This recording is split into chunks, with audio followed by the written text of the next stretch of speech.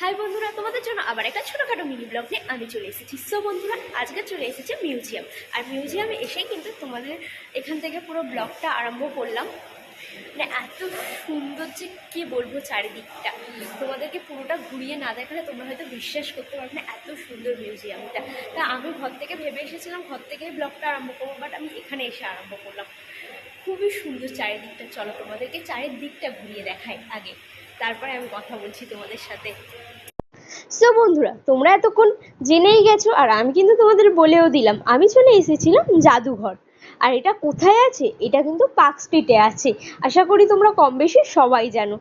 প্রথমেই টিকিট কেটে ঢুকতে হবে, আর টিকিটের পরিমাণ খুবই অল্প। বাচ্চাদের জন্য 20 টাকা আর বড়দের জন্য কিন্তু 75 টাকা, বাট খুবই অল্প টাকা।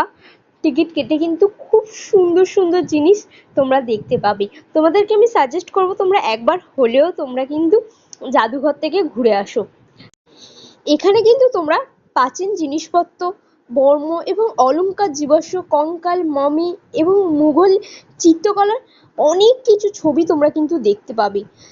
সেটা কিন্তু দেখার জন্য তোমাদের অবশ্যই কিন্তু একবার পার্ক স্ট্রিট আসতেই হবে। কি সুন্দরভাবে দেখো সমস্ত কিছু সাজানো আছে। আর এখানে কিন্তু 6টা ভাগ দেখানো হয়েছে জাদুঘরে। আমি হয়তো তোমাদের সমস্ত কিছু দেখাতে পারবো না, খুব কম সময়ের জন্য আমরা জাদুঘর গেছিলাম। খুব অল্প অল্প জিনিসপত্র দেখেছি, সেগুলোই তোমাদের সঙ্গে শেয়ার করছি।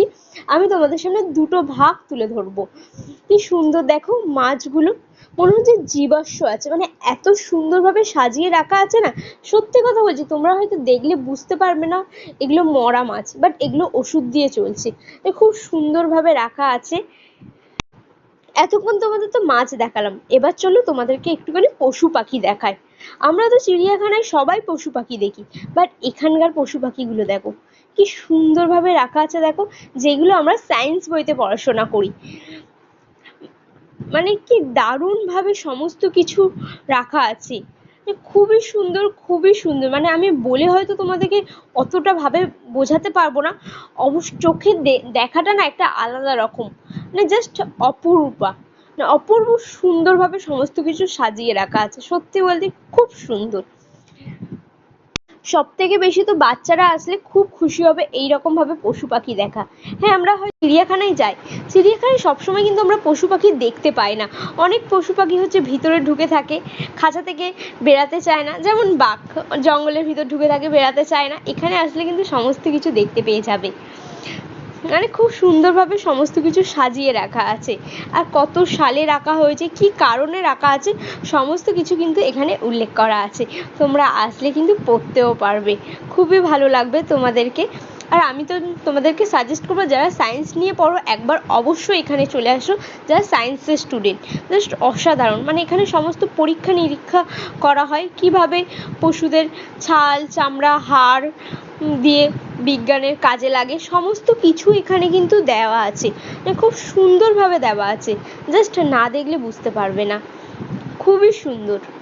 আর জানো তো বন্ধুরা, জাদুঘর শব্দের অর্থ? যে ঘরে নানা অত্যাশ্চর্য জিনিস বা প্রাচীন জিনিসপত্র সংরক্ষিত থাকে। এখানে সেম সমস্ত কিছু কিন্তু প্রাচীন জিনিসপত্র সব সংরক্ষিত করে রাখা আছে। সেটাকেই আমরা ইংরেজিতে মিউজিয়াম বলি। বাট খুবই সুন্দরভাবে দেখো প্রাচীন জিনিসপত্র কিভাবে সংরক্ষিত করা আছে। দেখো, জাস্ট অসাধারণ থেকে অসাধারণ, মানে মুখের ভাষা থাকে না। এত সুন্দর সমস্ত জিনিসপত্রগুলো, এত বছরের পুরনো জিনিসপত্র কিন্তু সমস্ত কিছু সংরক্ষিত করে রাখা আছে। মানে শুধু আমাদের জন্য, যারা ঘুরতে আসবে তাদেরকে দেখানোর জন্য। মানে খুবই সুন্দর, খুবই সুন্দর। আশা করি আমরা চিড়িয়াখানায় গেলে কিন্তু এত কিছু একসঙ্গে সমস্ত কিছু দেখতে পাই না, বাট এগুলো দেখতে পাবো কিন্তু একমাত্র পার্ক স্ট্রিট মিউজিয়ামে আসলে। মানে কত রকমের হনুমান দেখো, মানে সত্যিই বলছি, মানে মানে এত সুন্দরভাবে সমস্ত প্রাচীন জিনিসপত্র রাখা আছে না, জাস্ট কল্পনার বাইরে। দেখো বন্ধুরা, কিভাবে আগেকার মানে হনুমানরা কি করতো না করতো সমস্ত কিছু, মানে খুব সুন্দর লাগছিল। দেখো তো বন্ধুরা, জাদুঘর হলো এমন একটা ভবন যেখানে আমরা শৈল্পিক, সাংস্কৃতিক, ঐতিহাসিক, ঐতিহ্যগত এবং বৈজ্ঞানিক আগ্রহের বস্তুর অনেক কিছু দেখতে পাই। এটি জ্ঞানের একটি বড় উৎস তোমরা বলতে পারো। এটি আমাদের শুধু জ্ঞান দেয় তা নয়, আমাদের দেশের ইতিহাস, সংস্কৃতি, সভ্যতা, ধর্ম, শিল্প, স্থাপত্যের সাথে আমাদের পরিচিত করে তোলে। সত্যি সত্যি মানে এই কথাগুলো না জাস্ট একটা কল্পনা। মানে আমাদের এই জাদুঘর সাংস্কৃতিক, সভ্যতা, ধর্ম, শিল্প, স্থাপত্যের সাথে আমাদের একটা আলাদা রকম পরিচিত করে তোলে। মানে এত ভালো লাগছে বলার বাইরে।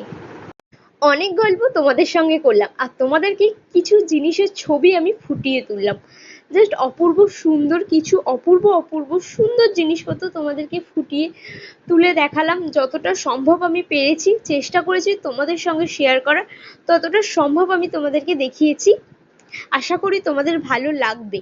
আর অবশ্যই ভালো লাগলে কিন্তু তোমরা একবার পার্ক স্ট্রিটের মিউজিয়ামে সবাই মিলে চলে আসো, একদম ছোট থেকে বড়। মানে কোনো বড়রা আসতে পারবে না এই রকম না, ছোট থেকে বড় সবাই চলে এসো। জাস্ট অসাধারণ থেকে অসাধারণ। মানে একবার আসলে আমি সত্যি কথা বলছি, মন এখানেই পড়ে যাবে। আর তোমাদেরকে আমি সাজেস্ট করবো তোমরা তাড়াতাড়ি এসো। মিউজিয়াম হচ্ছে অনেক জিনিসপত্র দেখার আছে। বিকালবেলা আসলে একদম তোমরা কিচ্ছু দেখতে পাবে না, কারণ 6টার মধ্যে মিউজিয়াম বন্ধ হয়ে যায়। তাই জন্য খুব তাড়াতাড়ি আসতে হবে তোমাদের জন্য, সকাল সকাল চলে আসবে। আর আমরা যখন মিউজিয়াম গেছিলাম না, আমরা বেশি কিছু দেখতে পারিনি, কারণ 6টার সময় বন্ধ করে দেয় বলে খুবই অল্প কিছু দেখেছি, সেগুলোই তোমাদের সামনে ফুটিয়ে তুললাম। আশা করি তোমাদেরও খুব খুব ভালো লাগবে এই রকম সুন্দর সুন্দর জিনিসপত্র দেখতে। আর পুরনো জিনিসপত্র দেখতে কার না ভালো লাগে বলো? সবারই খুব ভালো লাগে, তাই তো? আরো অনেক জিনিসপত্র আমরা দেখেছি চোখে, বাট তোমাদেরকে সেগুলো আমরা দেখাতে পাচ্ছি না, কারণ ওখানে ভিডিও করা বারণ। তাই জন্য আমরা অনেক কিছু ভিডিও করতে পারিনি গো।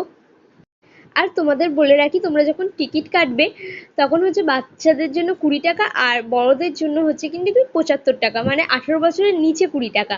আর ভিতরে কিন্তু ফোন অ্যালাউ নেই, ক্যামেরা অ্যালাউ নেই, টাকা দিলেই তবে অ্যালাউ করবে, মাঝে মাঝে আবার অ্যালাউও করে না। তাহলে আজকে ব্লগটা এখানেই শেষ করলাম। ব্লগটা কেমন লাগলো অবশ্যই কমেন্ট করে জানাবে, আর ভালো লাগলে একটা লাইক, কমেন্ট আর সাবস্ক্রাইব করে দেবে। দেখা হচ্ছে নেক্সট কোনো ব্লগে। টাটা বন্ধুরা।